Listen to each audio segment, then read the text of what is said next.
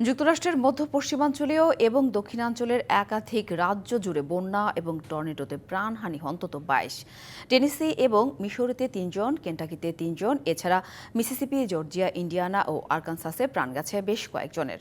বেশ কিছু এলাকায় বন্যা পরিস্থিতি আরও চরমে পৌঁছাবে বলে সতর্ক করেছেন কর্মকর্তারা।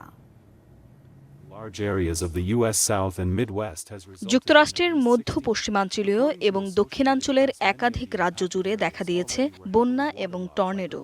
এতে প্রাণহানি হয়েছে বেশ কয়েকজনের। মৃত ব্যক্তিদের বেশিরভাগই শিশু ও বয়স্ক মানুষ বলে জানা গেছে। প্রতিকূল আবহাওয়ার কারণে ক্ষতিগ্রস্ত হয়েছে Missouri, Tennessee, Kentucky, Mississippi, Georgia, Indiana ও আরকানসাস। তবে সবচেয়ে বেশি ক্ষতিগ্রস্ত টেনেসি। এ রাজ্যে মৃতের সংখ্যা বেশি বলে জানিয়েছে রাজ্যটির কর্তৃপক্ষ।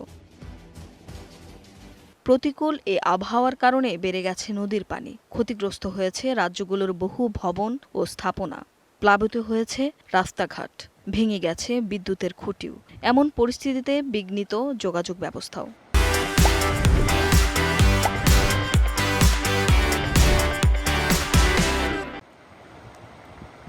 এদিকে কয়েকটি এলাকার বন্যার পরিস্থিতি আরও চরমে পৌঁছাবে বলে সতর্ক করেছে জাতীয় আবহাওয়া পরিষেবা। মার্কিন গণমাধ্যম বলছে, এ বন্যার প্রভাব পড়েছে প্রায় ৯ মিলিয়ন বাসিন্দাদের উপর। বিপর্যস্ত স্বাভাবিক জনজীবন।